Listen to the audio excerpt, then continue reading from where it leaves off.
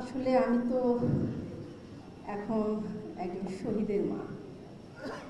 এই মুহূর্তে আমার অবস্থাটা একটু শেয়ার করতে চাই। যেমন আমার হাত পা কাঁপছে, বুকটা দুরু করছে, গলাটা আমার জড়ায় আসছে যে আমি আসলে কিভাবে কথা শুরু করব, কিভাবে কথা শেষ করব। কিন্তু আমার সন্তান কিন্তু আমাকে সবসময় বলতো, মা তোমাকে হেরে গেলে হবে না, তোমাকে অসুস্থ হলে হবে না, তোমাকে পাশে আমাদের পাশে থাকতে হবে। এই কথাগুলো ও আমাকে যাওয়ার আগে আগে বলেছে, কারণ আমি তখন বেশ অসুস্থ হয়ে গিয়েছিলাম। তোমাকে বাঁচতে হবে আমাদের জন্য। জানি না তখন কথাগুলো কী ভেবে বলেছিল। আসলে কথা বললে তো অনেক কথাই বলা যায়। আজকে মাননীয় উপদেষ্টা আপনারা যারা এসেছেন, সামনে যারা আছেন, আমি বলবো আমার যেসব সন্তানেরা শহীদ হয়েছে, যেসব সন্তানেরা আহত হয়েছে, আমি সকলকে শ্রদ্ধা ভরে এই মুহূর্তে আমি স্মরণ করছি।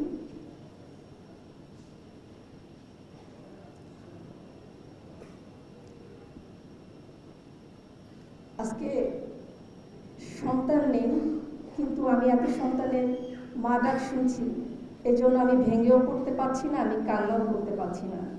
সবারই মা ডাক শুনে আমাকে উজ্জীবিত হতে হচ্ছে যে সামনে আমাদের বহু পথ চলা বাকি আছে, তাদের পাশে আমাকে থাকা লাগবে। যে বৈষম্য বিরোধী আন্দোলন হয়েছিল, আজকে এই আন্দোলন করে 3 মাস পার হয়ে গেল। আমার মনে হয় এখনো অনেক বৈষম্য আছে। এই বৈষম্যগুলোকে দূর করার জন্য আমাদের সকলকেই কাজ করা লাগবে। তারপর আমি বলবো, যারা শহীদ হয়েছে, আহত হয়েছে, তারা যে সবাই খালি টাকাই চাচ্ছে তা তো না। তারাও স্থানীয় প্রশাসন, স্থানীয় মানুষজন সবার কাছ থেকে সহানুভূতি, ভালোবাসা, একটু কথা, তাদের পাশে একটু বসা, এই জিনিসটাই কিন্তু চায়। আমরা কি আদৌ যারা স্থানীয় পর্যায়ে আছি, যারা আমরা নিজেদেরকে নেতা মানছি, নিজেদেরকে সমাজসেবক ভাবছি, পাশাপাশি মানুষ ভাবছি, তারা কি আসলে আপনারা সেই চোখে তাদেরকে দেখছেন, তাদের সঙ্গে কথা বলছেন? আমার তো মনে হয় না, যেহেতু আমি পাই না অনেকের কাছে। আমার মনে হয় যারা আরো অস্বচ্ছ তারা তো আরোই পায় না। ডিজাইন, এলিগেন্স, বিউটি, সেরা পণ্য সবার জন্য জেভিকো। কিছুদিন আগে আমাকে ডিসি অফিস থেকে ফোন দেওয়া হলো, 4 দিন ধরে অনেক তথ্য নেওয়া হলো, আপনার বাসায় ডিসি সাহেব যাবেন। তখন তো আমি আরো ভেঙে পড়েছিলাম। স্বভাবতই আমার বাসায় ডিসি আসবে, অবশ্যই আমাকে হাজারো লোক শক্ত থাকা লাগবে।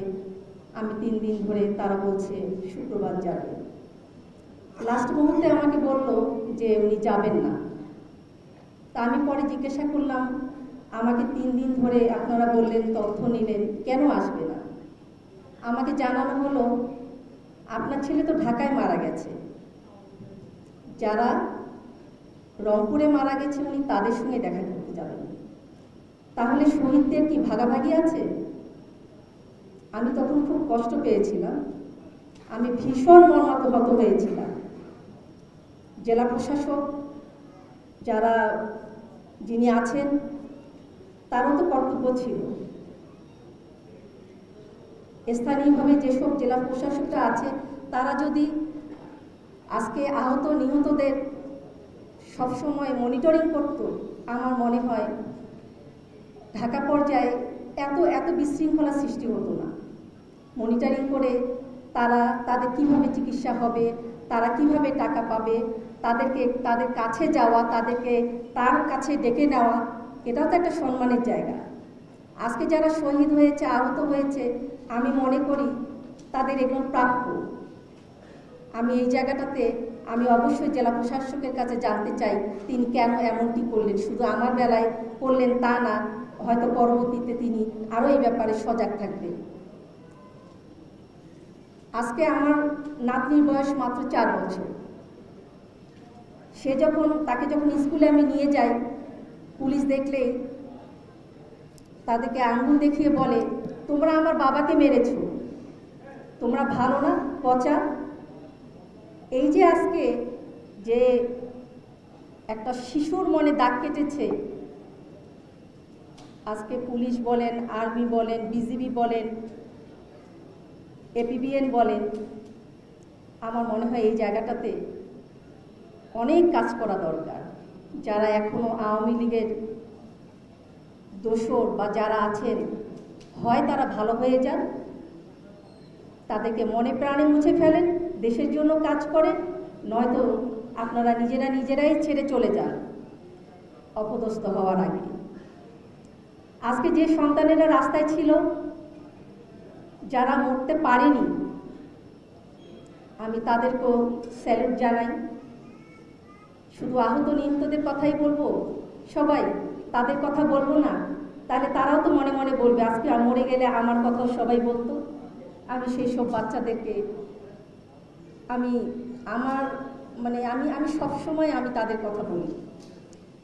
আমাদের বাচ্চা মারা গেছে, আর যে বাচ্চাগুলো না মরে বেঁচে আছে, আমাদের সবাইকে তাদের পাশে দাঁড়ানো লাগবে। এই যে ঢাকায় হট্টগোল হয়ে গেল, এই জায়গাটাও তো যে যার জায়গায় কাজ করছেন, তারা যদি সঠিকভাবে কাজ করতো, আজকে কেন এই আহত বাচ্চারা রাস্তায় নামলো? এই জায়গাটা তো খতিয়ে দেখা দরকার। এখানেও কিন্তু অনেক রাজনীতি কাজ করছে। আমি রংপুরে ছোট্ট শহরে বসে থেকে আমার মাথায় এতটুকুই কাজ করে। আর কাউকে এইভাবে রাস্তায় নামতে দেয়া যাবে না। যারা যে অপশক্তিগুলো নামছে, তাদেরকে চিহ্নিত করা দরকার। পুলিশ প্রশাসন আপনারা আপনাদের মতন কাজ করবেন। জেলা প্রশাসক, আপনারও অনেক দায়িত্ব আছে।